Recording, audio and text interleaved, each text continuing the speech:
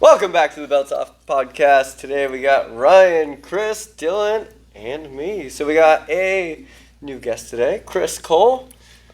How's it going? Dylan's going to run this one.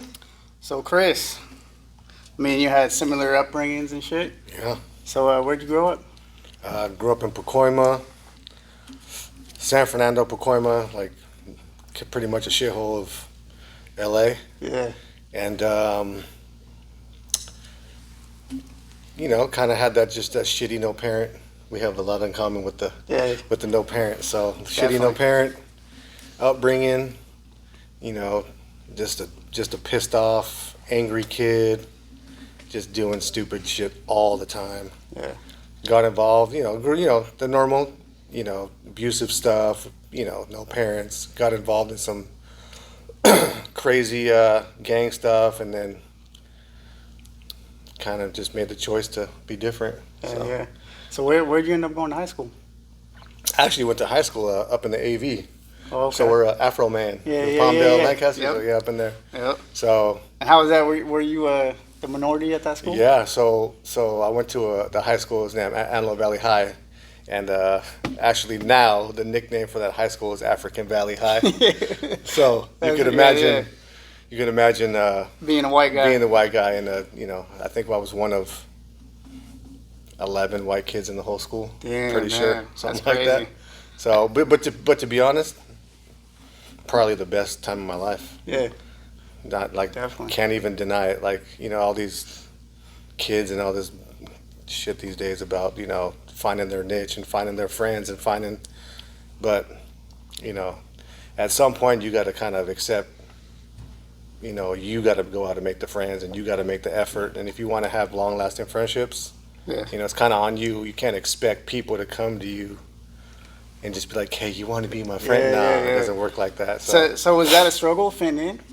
No, because of my upbringing, because of where we grew up. Yeah, I was always in every neighborhood I grew up, kind of that minority kid, one of the white kids in the Mexican, little area or a black area. So, but it was different then.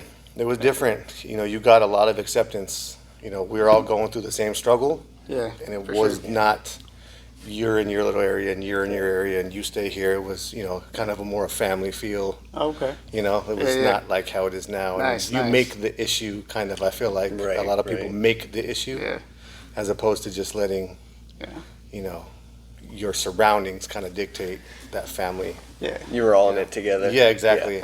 We didn't choose to be in this, you know what I'm saying? It's kind of just what it was, and we accepted it. And I had a great, minus all the other shit, I had a great childhood. Yeah. As far as friends and, not seeing color, not seeing, all this other junk that everybody's out here doing. So, for sure. There's so many statistics about not having a father in the family and, leading to jail and gangs and things. Do you think that affected you? Yeah, 100%. My mom is super, that stereotypical single parent, taking care of two kids on her own. I'd never met my dad. I don't know what he looks like. I don't know him. Yeah. Same thing with my sister, super abusive dad. But not having that presence, I think, pushed me to find, as they say, that family, atmosphere, that acceptance. Yeah, I think that had a lot. Exactly. I feel like that's why me and you are so close, because we got so much in common. Yeah, for sure. But before we get into that, so you're a pretty big dude right now, right? What's your weight? To be honest, I don't know. I think 219. Okay. Well, it's pretty big, and not where I was. He's taking up half the camera right now.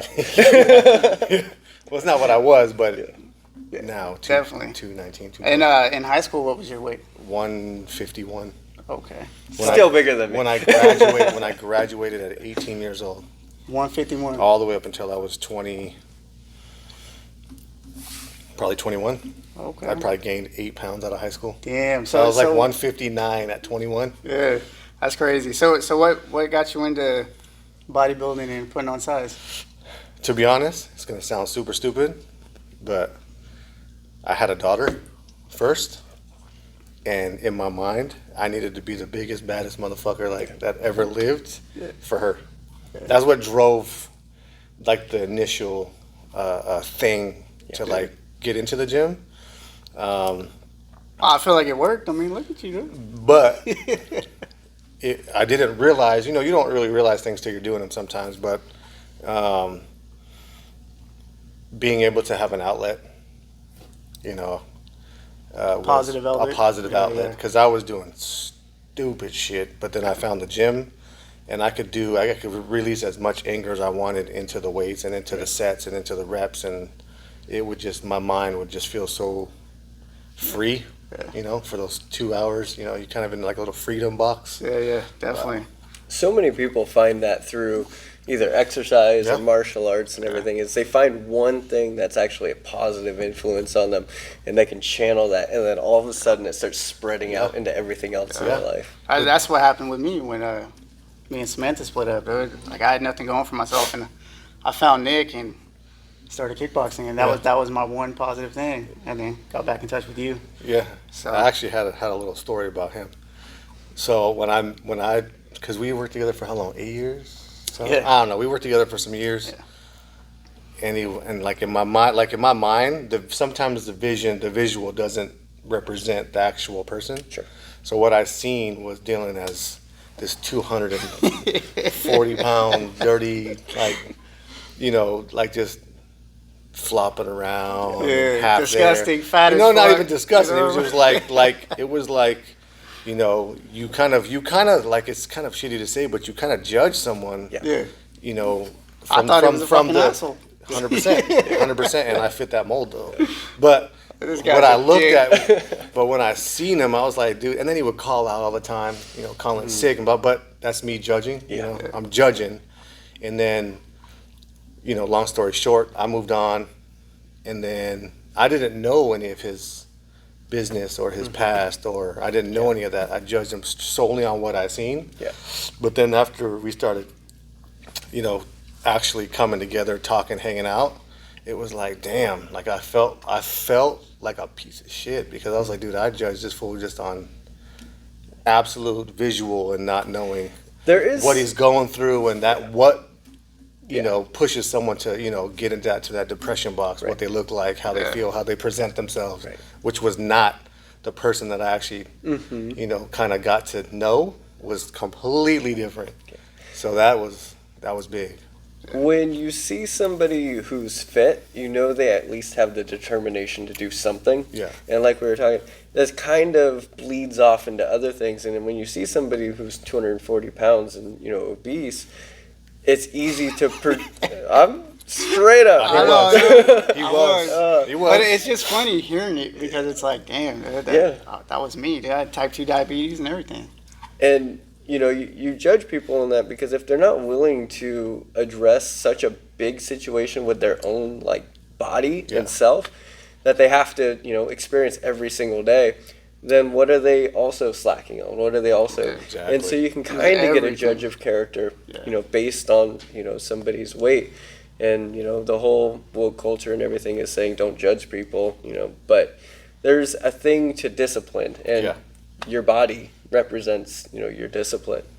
And so you can kind of get an idea, but, they can also snap out of that and drop 100 pounds and, change that.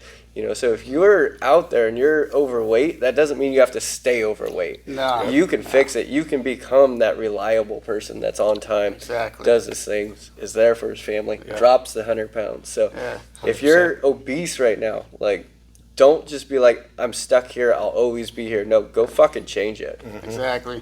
And it's okay to be where you are, right where you are, and start where you are. It's just not okay to stay there. Yeah. And Well, that's what I learned. We all slip up, we all have our things, right? None of us are perfect. But that's part of why we're doing these types of podcasts is, we're trying to get you to get off the couch and do the things to be a better person. Yeah.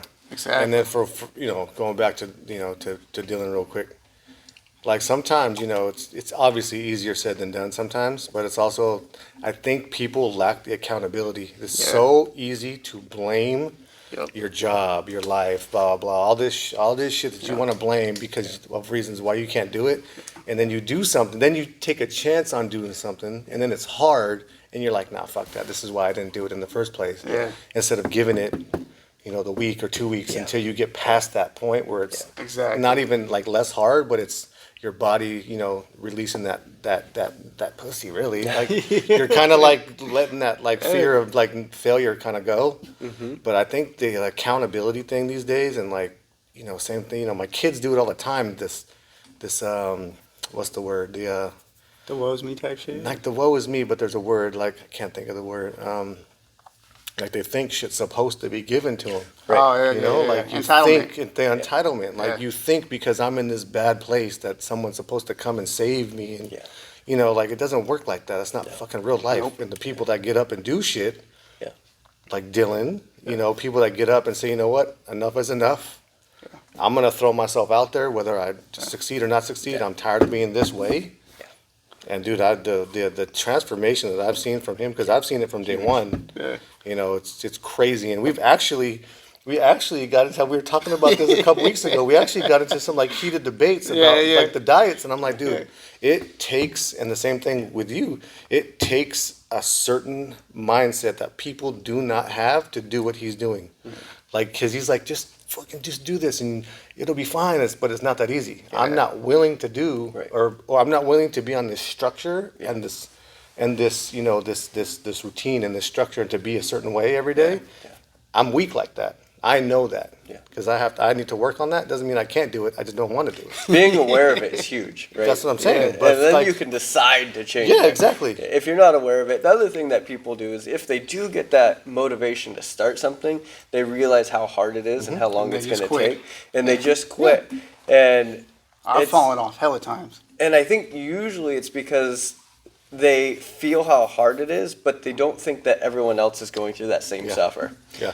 Everyone else that's actually doing the thing is going through that same suffering and the difficulty. It's not just that it's difficult for the person that's trying it. No, it's difficult for everyone. Yeah. We've just got to that point where, this is what we do, and keep hammering at it. And like you were saying, there's still slip-ups. We still mess up. But how quickly can you get back on it? Yeah. Exactly. But I hate that people encourage that. Like, not that part. But No, they encourage like, it's fine.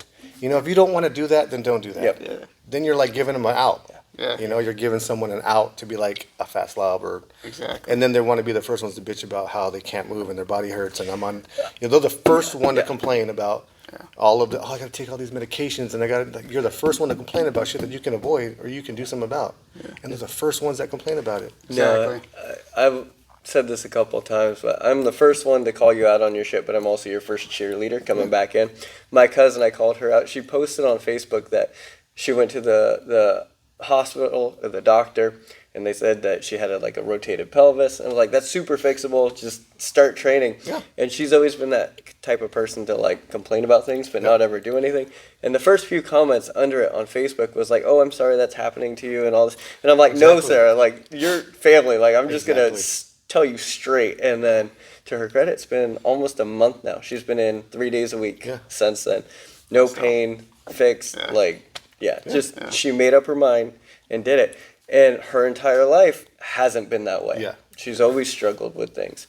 And so if she can do it, you guys can do it. It's super 100%. important to do too. 100%. And for me, dude, I had to just straight up take full accountability for everything that was going on. Like the split up I had with my kids and mom, being broke, working a dead end job, being 240 pounds, all that shit. I was just like, dude, it's my fault. Everything that was going on between me and her too, even if I didn't cause the issues, I'm like, I'm the man, it's my fault. 100%. I let it get here, it's my fault, and I accepted full responsibility for everything. And that's how I was able to change. The two mindsets of looking at that, right, is, oh, this is happening to me, this is terrible, or even if it's not your fault, just believing it's your fault and handling the situation. The first one, you're always going to be a negative, and then the other way, it's the only way to actually fix yourself and grow, is to accept accountability, whether it's your accountability or not. Just accept the situation and fix it. I feel like it was, though, even no matter what was going on, whose fault, I felt it was all my fault, because at the end of the day, it's my life, and the choices I made got me to that point. So, for instance, if I didn't want to be with somebody, I didn't have to be with somebody. You know, if I didn't want to stay, I didn't have to stay. If I didn't want to, you know, go to this job, I could have went to school. I could have done other things. You know, so it was all on me. Well, you know, I think we have something. Do you have kids? I do.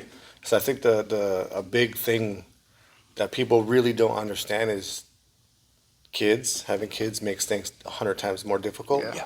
You feel like you have to be there. Yeah. I have to be a dad. I have to be here.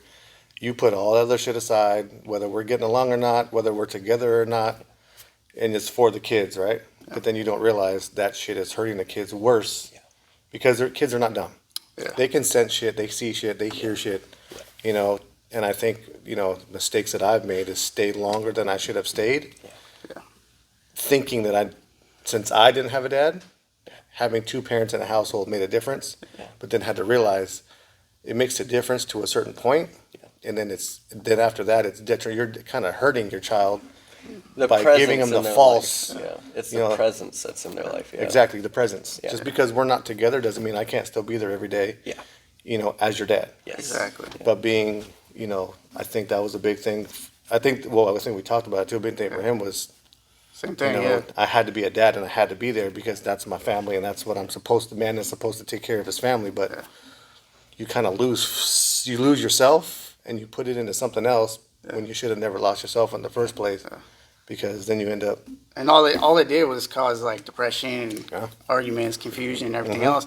And that's why I was like, it's all on me, because if I was just man enough in the beginning to be like, this isn't what I want, you know, I could have just we could have saved so much time. And you know, I'm grateful for everything and the way everything turned out, because everything, I feel, in my opinion, happens for a reason. Right. So, you know, I don't take none of it back. I don't regret her. I don't regret my kids. You know, everything happens for a reason. Yeah. You know, even you. You know, like what happened with you in LA?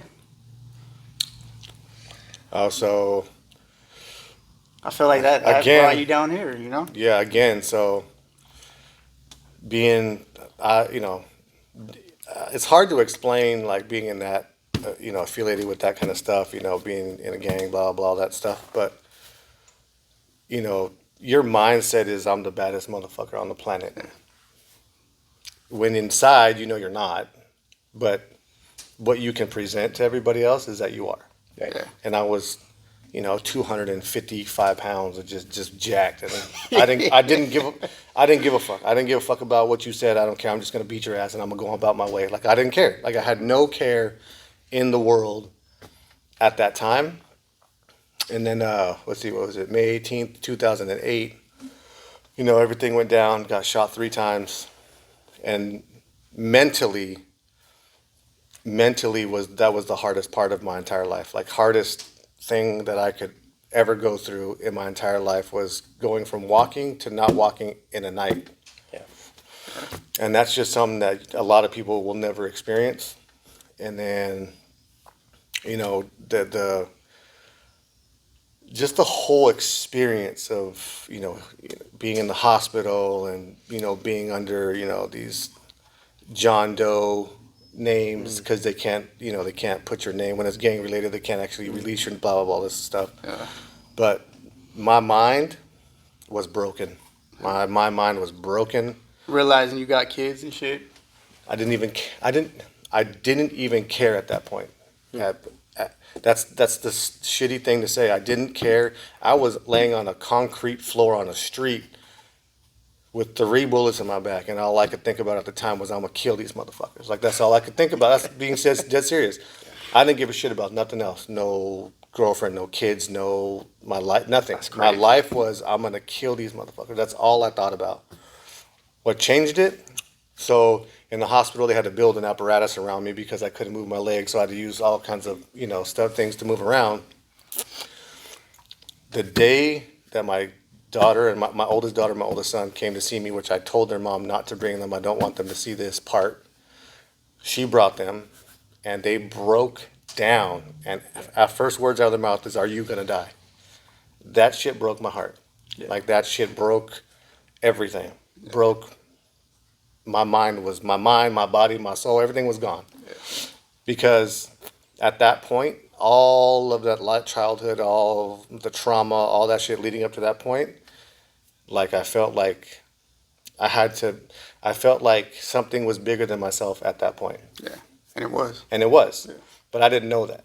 I didn't know that all these years of doing all this stupid shit, having kids, being a present father didn't mean shit if I didn't care about nothing. If I didn't care about getting killed, it doesn't matter if you're present, because one day you won't be.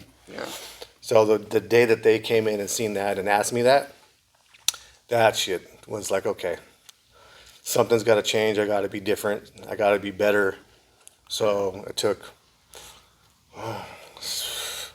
well, at that point, I was told I was never going to walk again. So, that's a, mind fuck in itself. Yeah. And then one day, literally one leg came back and the other leg didn't. So I was like, okay, well, I could do this. I could live like this. So I got feeling in the left leg, and then I don't feel anything in the right leg. Nothing, there's nothing there.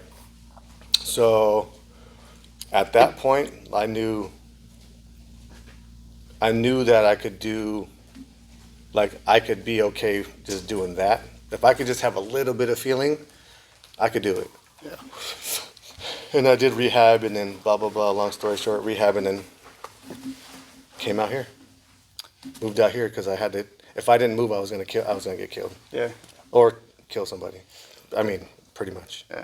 And so, what happened after that? You kept going to the gym, or what? So it took 6 months. 6 months to get feeling back. So I went from walking to not walking for 6 months to one day, shit just came back, like super weird. And then a month later, I was back in the gym. So I couldn't use my legs for 6 months, and then a month after I was back in the gym, training like I never left. Yeah.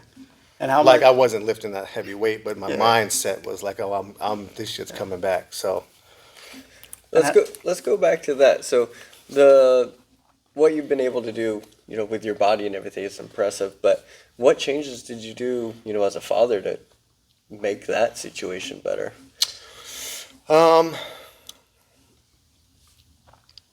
It's hard to not be a badass. It's hard to have your kids see you as something else other than what you want them to see. Yeah. And I had to be okay with that. Yeah. Us as fathers, your kids see you as the fucking man, like you're the man. Yeah.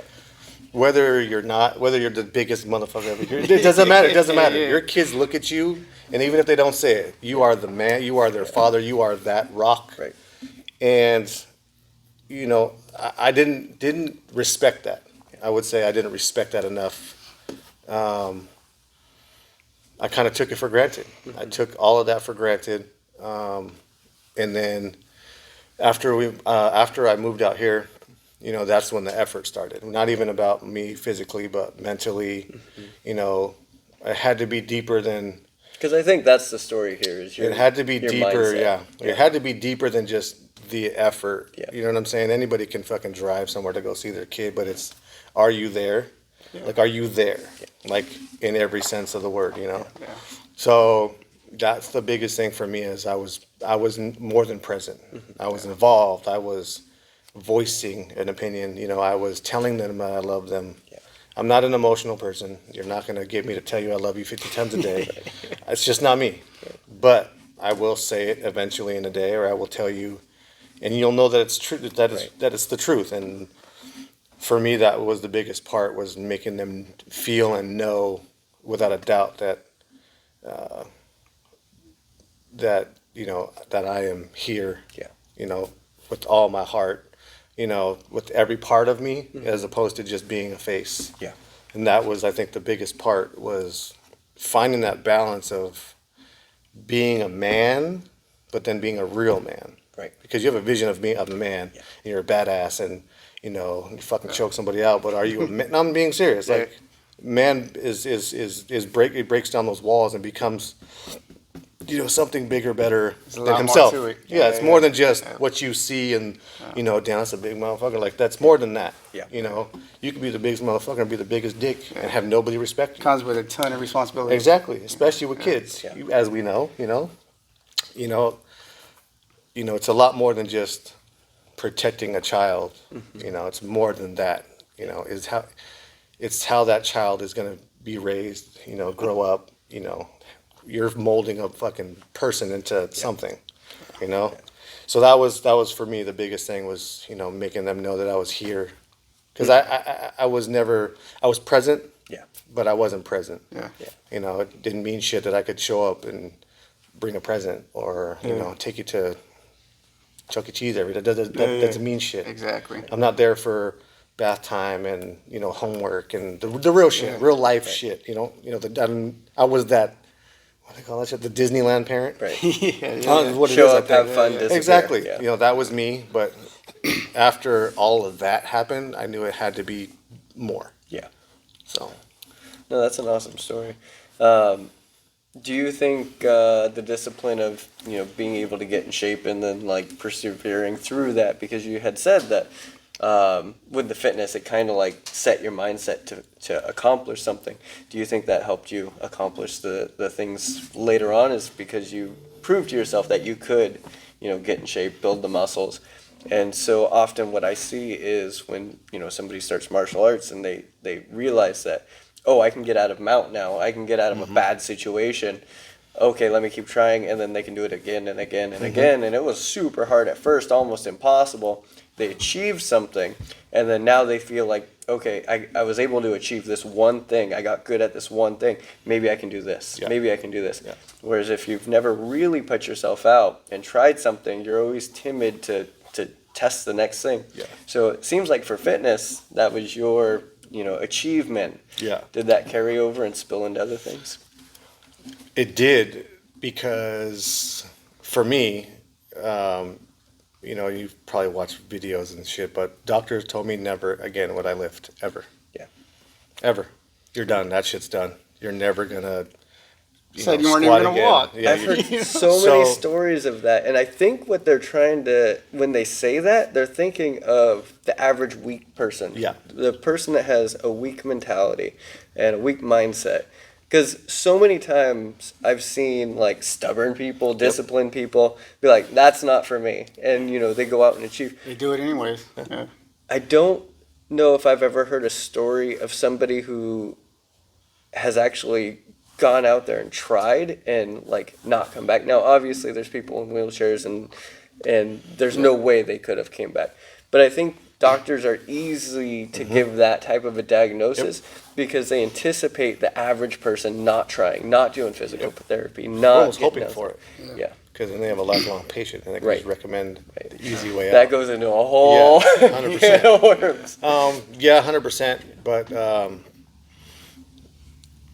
after being like, I'm a prideful person. Like I am prideful. And then after you go from being a this dude that can do anything to not doing anything, and then being told, like that was the biggest thing, to hear it. Yeah. I could feel it and I can go through it and I know I'm fucked. Like this is my life. But to be told is something almost bigger than. Yeah. So I went to 9 different doctors and every single one of them said, "You're done. Like you are done.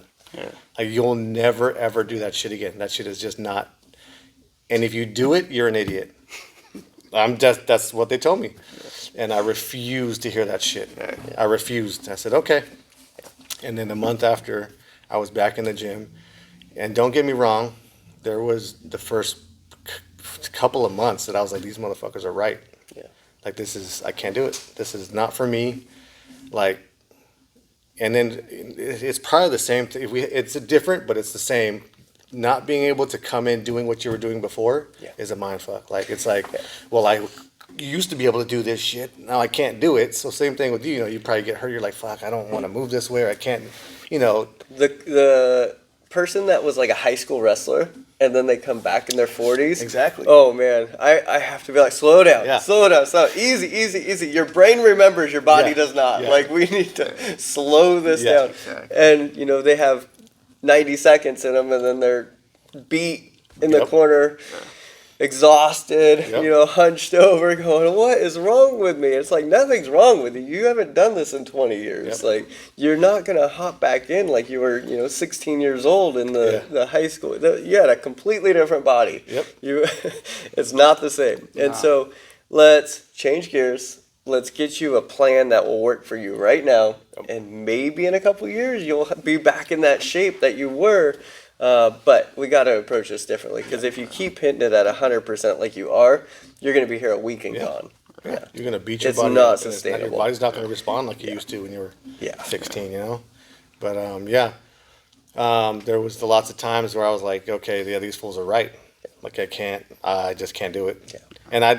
And for me, I would leave. I'd leave the fucking gym, and then as soon as I get home, it was that battle. Like it's like, dude, why the fuck did you leave? You don't even know if it would have continued to be like. You don't know if you could have worked through a certain pain or whatever. Because my pain tolerance on a daily is like a 10. Yeah. Most people probably couldn't even handle my pain level, but the body adapts. Yeah. The body fucking adapts, and the body is a crazy, powerful, It really is. like thing. I remember I told him my back hurt one day. He's like, I don't want to hear it. I want to hear shit. I'm like, all right, dude, you're right. I got I three mean, to bullets be in honest, my it's back. like, dude, Like, your like, I back deal with doesn't this shit hurt. every I'm fucking like, all right, day. dude, you're making me feel Yeah, like like a bitch. I deal I'll with this shut shit up. every day. So to like hear it, your back might hurt, and I'm not taking away from that. But it's like, dude, keep on pushing. Like it's not gonna hurt all fucking day, not every day, blah blah. But there was the days that I was. And people throw around motivation, but determination is a whole 100%. different thing. That determination to prove those doctors wrong, your determination to get this done. Motivation is like garbage. It's like it might get you there, but the determination Get you to the and gate. the dedication is like it. If you have a dedication to do something of excellence, man, day in and day out, you're going to grind for it. Yeah. You know it's not going to be there in a day or two. This is a long-term goal, and as long as you keep checking those boxes every single day, you're going to hit your goal. It's just a matter of how long. Yeah. Yeah. Hey, I'll go ahead. oh, I was going to say, would you feel guilty? How you say you drive home from the gym and you'd be like, why did I leave? Yeah. You'd feel guilty, right? Yeah. Not, That's like, not even guilty. I felt fuck, what's the word? I felt like disappointed in myself. Not like a guilt, but more like a deeper than a your guilt. conscience was like pulling on you. Like, Yeah, why it's did I like, leave? dude, you're Yeah. you're a fucking That's bitch. because inside you knew you could do it Yeah. and you left. Yeah. You're just wanting to turn around and go back. Dude, You're I like, did. "Ugh." Sometimes I actually did. Sometimes I actually turned around and went back, and tried to battle through it, and then I still couldn't do it. Yeah. But I got to the At point. least then you know for sure that you weren't able to do it. Yeah, exactly. Did get to the point where I had a couple friends that did powerlifting stuff, so that ended up being my goal. I was like, okay, I want to do a competition. Like I want to do a competition for me, and that was a huge drive. Like if I could do this competition and know that I could put up, because I wrote numbers on a board and I was like, dude, I'm gonna train to hit those numbers. I didn't hit them. It was kind of shitty, but I didn't hit them. But I was like, to feel myself under heavy ass weight, it's a whole different thing when you can't feel half your body training. So it's like, dude, I can squat, but I only feel one leg working. Right. So it's like, dude, I got 500 pounds on my back and one leg feels like it's squatting 500 pounds. Obviously, That's obviously crazy, the one though, obviously is working, but so it took me 3 competitions and I finally hit the numbers that I had on there. So I hit a 496 bench, a 767 deadlift, and a 700-pound squat. With 3 bullets in his back. So that's crazy. That was, for me, I don't train like that anymore, but to just know that I could get to something that I put up there after being told that you can't do it, that was like for me, and I didn't give a fuck with anybody. They're not the baddest numbers ever, but for me, And they are the baddest numbers for me because of what I had to deal with. What you overcame. Exactly. So, That's crazy. but it's just a testament to how hard you as an individual is willing to work. Yeah. There's all this shit out here that's And just your mindset, like, definitely. It's like making it okay to be weak and a pussy, and like you're like there's no push. If you don't want to do it, it's okay. I'm gonna give you a trophy anyway for trying. Drives me like insane. it's Drives me and you insane. wonder why we're here and got to deal with certain kinds of individuals because they've never been pushed. because they've always been told, Yeah. it's okay. Yeah. It's okay that you're fat. Yeah. It's okay. You're beautiful. No, you're not. Yeah. Like, And just like me, dude, all the shit I was going through back in the day when you Yeah. met me, like when you sit down and break it all down, like they were average, mediocre problems. It was nothing fucking crazy. It wasn't I got 3 bullets in my back. I don't know if I'm gonna survive. It was, oh, my relationship sucks. Oh, I'm broke. Oh, I'm fat. Those are modern average day problems. Yeah. And if I'm gonna let some modern average everyday problem like crush me, I'm weak as fuck. no, because even average, everyday, mediocre problems are bullets Yeah, but to somebody else. you make them huge in your head when Yeah. when So everybody's they're going not through like the same they're shit. not like not hard problems, but at the end of the day, you chose for it not to like make you like it. You chose to be better. Yeah. People don't choose to be better. They're stagnant. They're okay. Exactly. My life is. This is what my life is. They accept it, and then they end up in places like being in a shithole down in L.A. Exactly. But my point I was trying to make was just how weak everybody is now in society, because it's like those average problems that you go through, everybody's going through. Yeah. Everybody's had their heart broke. Everybody's probably been cheated on. Everybody's probably been broke.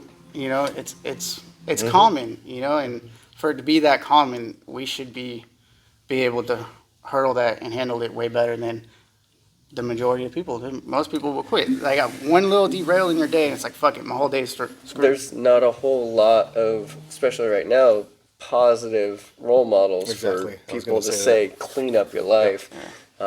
You're seeing a bigger presence starting to, hit the media and everything, and you have us here talking to you. Than I think there was, 5 years ago.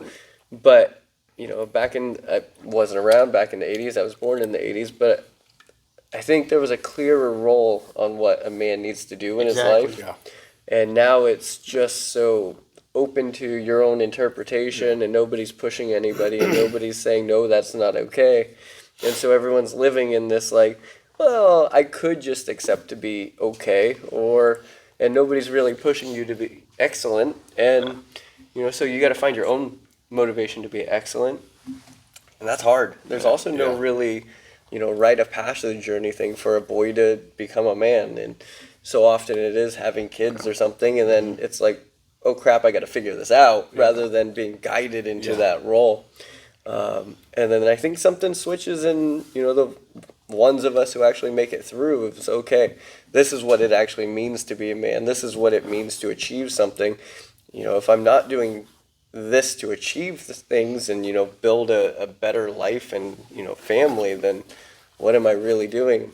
Not everyone gets to that point. Yeah. And not every guy out there becomes a man. And that's when you have so much, wishy-washy people out there that just go whatever way the tide goes. Yeah. Definitely. Yeah. So it's, you can go back to like the 80s, 90s country songs and stuff, and they're telling you what it's like to be a man, right? You've got to stand for something, Yeah, right? exactly. You have to find your morals and your values and stick to them. Yeah. And for everyone, they're going to be a little bit different, but you have to find a line and draw it. Otherwise, you're just getting pushed all over the place.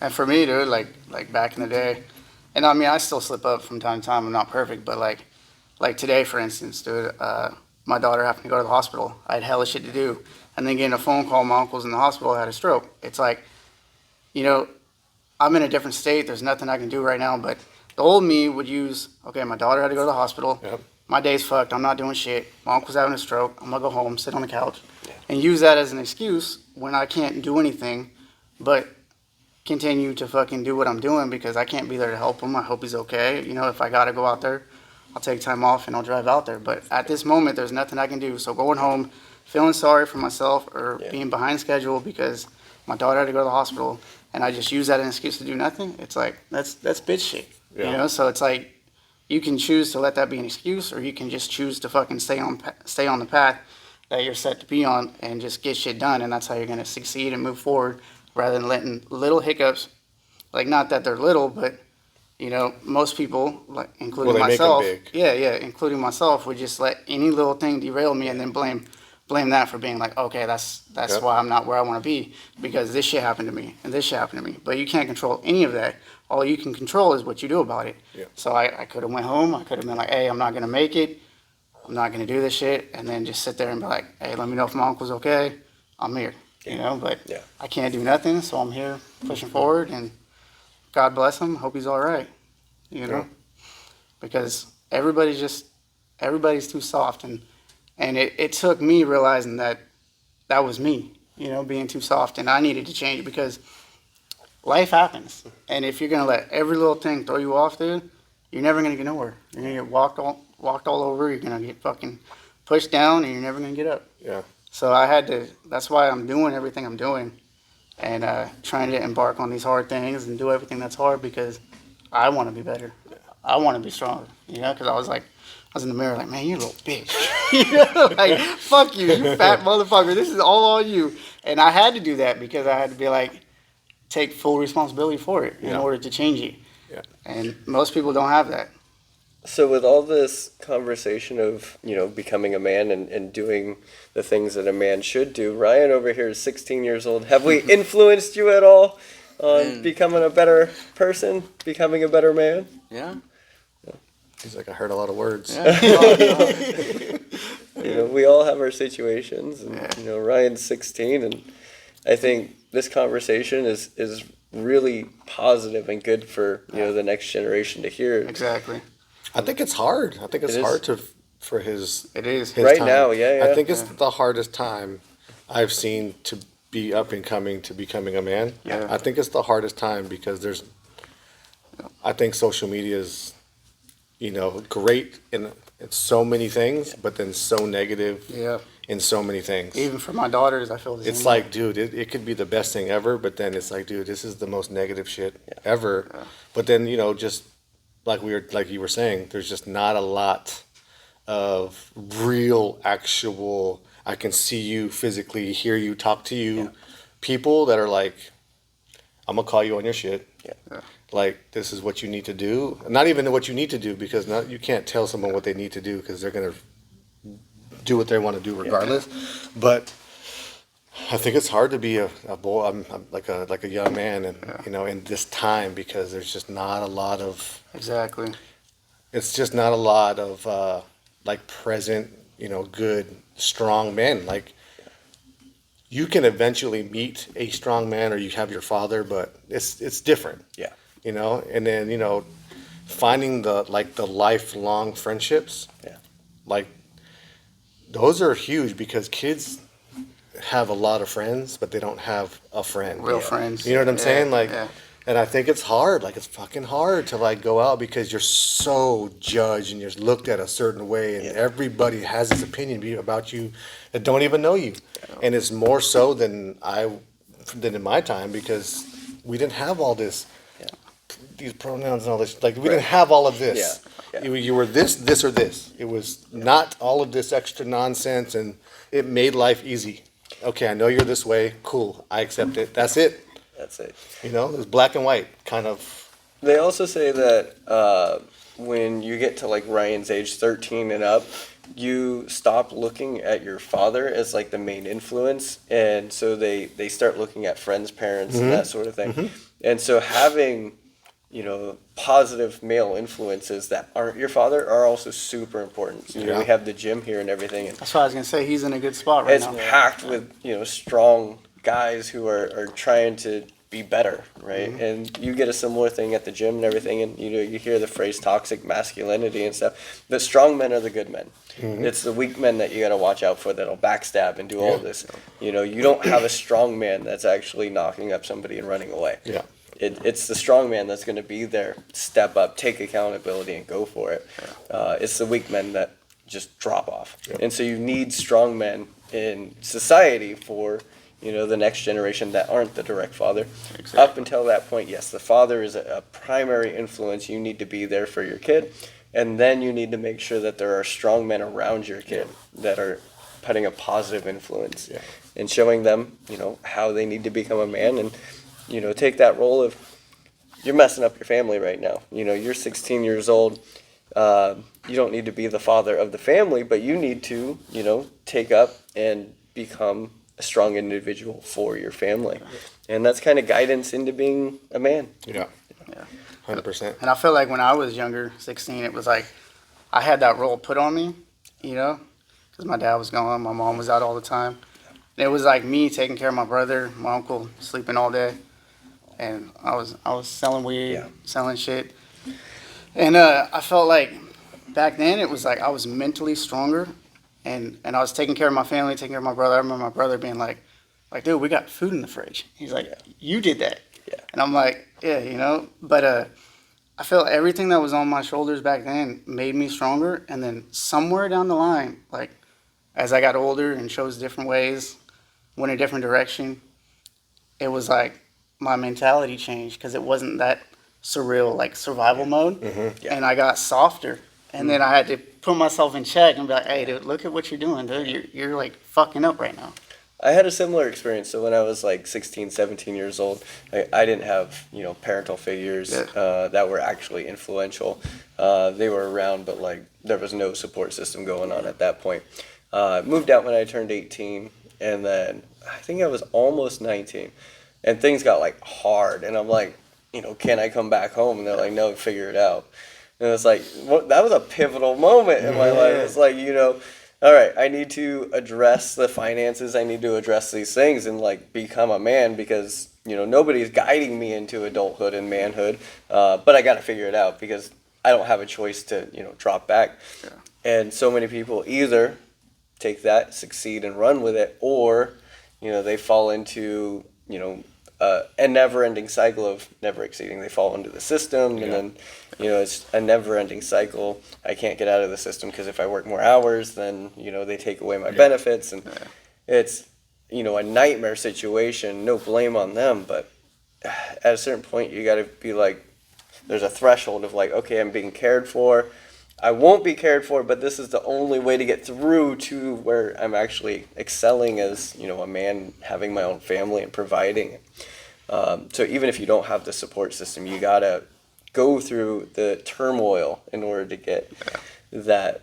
And again, it's talking about, going through the struggle to prove to yourself that you can actually do it. Yeah. If you never face that adversity, you're never gonna know that you can do it, and then it's just a never-ending cycle of failure because you never really try, and if you don't try, you always fail. When you do try, you often fail, but you also hit those wins. So you got to be willing to fail as long as the effort's there. Yeah, definitely. Yeah, I agree 100%. For me, having 2 kids before I was 19, it was eye-opening. It was eye-opening. I think people get stuck. I think a big thing, especially for me, I got stuck thinking that this was life. Like I lived in a box, and I grew up like shit, and I grew up, doing gang stuff, and I grew up. So my mom, my mom was there, but she's schizophrenic, so she wasn't there. Yeah. My dad's obviously not there. Tons of abuse. You almost put yourself in a box and say, this is fucking life. This is the only thing that I know. And you get tunnel vision. Like I think people get tunnel vision and they say, okay, well, this is where I am, so I'll just fucking go day to day and do what I can, but this is my life, and they don't see that there's anything past that fucking tunnel vision. Like they don't see anything that's more, or they can't be more, or like that you grew up a certain way thinking that you had to take care of the family because you were in that box, right? I got to do this shit every day so we can eat and so we can live, and we can so you get in like this little fucking tunnel vision, and then it's like everything that goes wrong is in that fucking box. Like then you meet Samantha, and then you have the kids, and it's like it's still everything shitty in that box until you basically, short and sweet, say, I'm done. Yeah. Because I remember I got the phone call, and he's like, Chris, I'm done. I'm fucking done. I need to leave Frito. Like I could hear it in his voice, like, I'm fucking done. Yeah. When I could leave Food Max, and he's like, dude, I'm done. Like I need a job that's not here because I'm never gonna get out of this fucking place if I don't. And he knows I don't put my name on nobody. I don't vouch for nobody. I don't, you know, especially because, again, like I said at the beginning, the visual of Dylan was not. I'm dead serious. The visual of Dylan was not I remember. like someone that I was like, oh yeah, I'm a vouch for this motherfucker, knowing that, you know, we used together for 8 years, and I was like, dude, this fucking call out every other day. Like, why would I put my name on that when I know? But I could hear it. I could hear something was different. The change, yeah. I could hear it. It was like, dude, I'm done doing what I'm doing. This is where I need to be in a different position. You know, can you do something? I was like, I can try. And my boss was like, I was so fucking nervous. He goes to the interview, and she calls me after the interview and said, why the fuck did you send him in here? I showed up like an hour early, dude. I fucking messed up her lunch, dude. She was mad as hell, and then she's asking me all these questions. I'm like, I don't know how to answer this shit, dude. Like, I'm stuttering and everything, and I'm like, man, that shit went horrible. And he hit me up like, how'd it go? I'm like, not good, dude. Dude, and she told me, she's like, it was terrible. Why did you tell him to come here? And I was like, oh, fuck. But then I was like, dude, just give him a chance. If you don't like him, fucking fire him. I don't care. She's like, you're training him. And so I think all of us went through, you know, different levels and everything as life is, but we all went through a struggle. And I think that's what universally gives us that desire to excel and you know, continue to struggle, but struggle to greatness, rather than just living a mediocre life. And I have 2 kids. I have a 13-year-old and I have a 2-year-old. And it's how much do you shelter them and how much do you expose them to things? Because they need to go through some adversity and some challenges to develop that character. Because if they don't go through the challenges, I think that's such a big issue with today's kids is there's no challenge, right? Everything, and it might seem challenging to them, but they've never been like dropped in the deep end and said swim, metaphorically. And so don't drop your kids in the deep end if they can't swim. Dangle them in the He'll learn on his own, dude. He's good. He got it. But with that, you know, Jordan Peterson was saying, you know, you got to let your kids do dangerous things, but you're ready to catch them. And so they're not really at terrible risk, but they perceive it, and that's all that matters, right? So if they're doing something like my kid climbs on all the things, but the mats are padded, right? If he falls, he's not going to break arm or anything. He's going to, ow, that hurt, but it's not going to be catastrophic. And so letting your kids do challenging things and fail is super, super important for the development. I'll keep it short, but you know, there's a big divide in that part because you want to keep your kids you know, safe, and you want to keep them away from stuff, but then again also push them, and you know, and the more struggle you went through, the harder it well, is that's to what I let was going them to say. go through. Well, that's what I was going to say. It's kind of like a, you know, double-edged sword. You know, they seen a lot of stuff that they shouldn't have seen. So they went through a lot early. So I had to deal with those consequences later in life. So it was, yes, they went through crazy hard shit and battled through it, but then it gets thrown in your face when they're adults, because all mine are adults. So, you know, and again, talking about being that present parent, you have to accept how we have all accepted our failures and making them strengths. Being a father, you accept all of that shit back. Okay, well, I was a piece of shit, and you're 100% right. And a lot of men can't do that. They want to fork it over to somebody else, and well, I was only like that because of this. No, society failed them. Exactly. Failed them that so you know, mine are kind of backwards because they dealt with a lot of unnecessary shit, seen a lot of shit that kids will never see. But that's my fault, and I have to own that. And you know, my kids are, you know, in their 20s now. My daughter's about to have her second kid, so it's just one of those things. You know, it definitely puts things into perspective about being a parent and not just a present parent, like I keep saying, like, you know, and being a man. You know, being a man is accepting your kids. Sometimes they're going to look at you as like you're a disappointment. You know, and it's just one of those things. I can accept it, and okay, you're 100% right. How do we build it on this and become better as a whole? and what can I do to, be a better parent, better father, better granddad. Yeah. That's where I'm at now. But Exactly.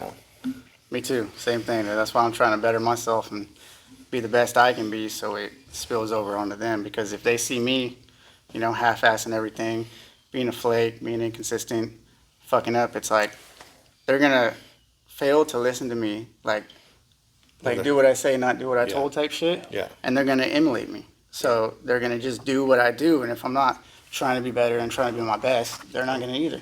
Yeah. So.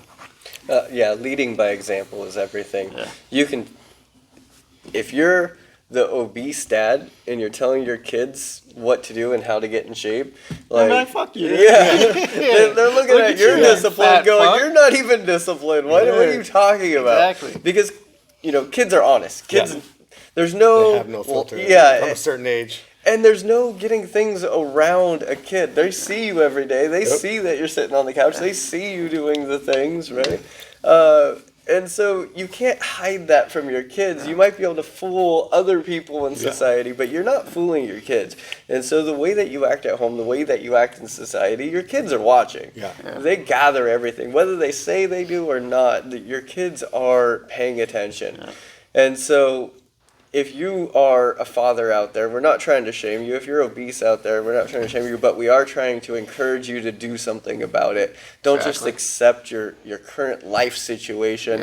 You have a bunch of different point of views up here, and different life experiences, but all kind of similar. And I think everyone has similarities and through lines that go through.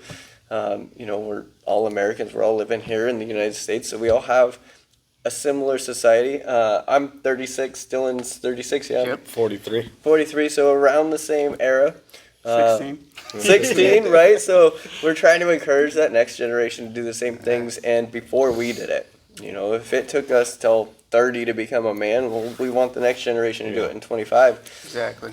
Current finances make things difficult because you can't do what your parents did, right? No. You look at your parents and they were able to, with a single income, buy a house and provide for their family and doing all the things. And I think a lot of men nowadays are feeling the pain from that because, you want to be able to provide for your woman. You want to have kids. You want to do this. You want the house. How do you be a man? If somebody's telling you to be a man, you want the yard. You want, that 1990s, 1980s, textbook. This is what a family is. And you're making, more money than they did equivalently, and you can't even rent a room. Yeah. It's like, we're trying to be men, but man, and like Ryan's age and stuff, he's, walking into house prices that are $800,000. Exactly. And minimum wage is, 16, 17 bucks. If he gets a good job making $25 an hour, Still can't afford it. still can't afford it. Like, so Not to mention if he goes to school, you got debt for school. Yeah, so no it's joke. Same shit. fucking rough right now. So even if you can't get the finances there, build the character. Because if you build the character, eventually you'll be able to put that into perspective. I think women are going to see that. And, again, you want to be able to provide the best for your family. You want to have a house. You want to do these things. And, women, they expect you to provide that for you, especially if you're, older and age and everything. And you hear some of these interviews on, Instagram Reels and everything. Oh, how much do you want your husband to make? And they're saying like $200,000. Yeah. Oh, man. That's What are you living talking reality. about? Like, obviously that person's never really worked in their life. Or you're going to have to go up 30 years because the next person that could actually have that house is in their 50s and 60s because that's when it was actually achievable. Yeah. And she doesn't want to work either. But that falls back on the upbringing. Yeah. That's what they think in their mind that a man is he's supposed to make $300,000 and support me. Like that's not having that household of two parents of whether they're together or not, but that strong. You're guiding someone to be an adult, and their expectations, and the internet is saying that. You can have whatever you want. And that guy's worthless if he's not making reality. $100,000. Like reality is making $300,000 is not reality. Like a day to day. Like none of us are going to make $300,000. In a year. We could, but in reality, we're probably not. But the average, seeing all of this TikTok shit and this Instagram shit, they get the wrong perception of like what a man is, and I think that you know, it sucks for a woman and a young man to grow up thinking what a man should be, Yeah. and then figuring out when he's 30 and 35 what a man actually is. Yeah. So that means you've wasted years of what you thought it should be. Yeah.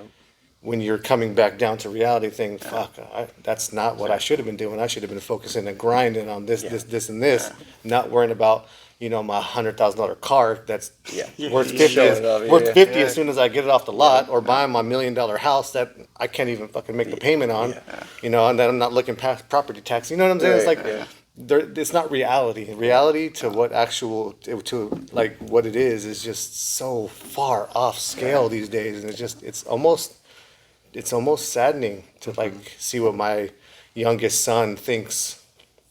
Like my youngest son talks about things. I'm like, dude, you do know, like he thinks his first car is gonna be a Tesla, and I'm supposed to buy it. Yeah. Like you do know that that's not gonna fucking happen, right? Like Yeah. you do know that. And there's a line in that kind of crossed with the era too, and it seems like it's a pretty fine line of like things just doubled. Right? Yeah. It wasn't like things were creeping up over time. It was like all of a sudden we're here and now we're here in price. And I think it's just a hair under mine and Dylan's age. But, you know, that you can give or take a few years. I think if you're under 30 years old, there's a big change. Because you weren't at a position where you could have bought a house, you know, because you could have bought a condo or something, right? Back 2013, 2012. Fairly reasonable. And then, you know, after 2017, 18, it's just everything's tripled in price. Yep. And, you know, income's gone up 20% or whatever, if that.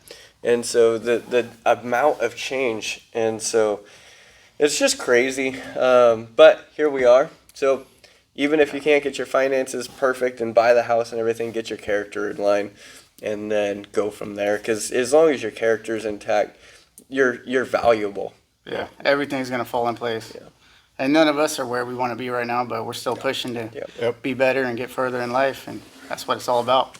And we're bringing you along with us. So with that, we're out. All right. That was super good. We covered a lot of good topics there.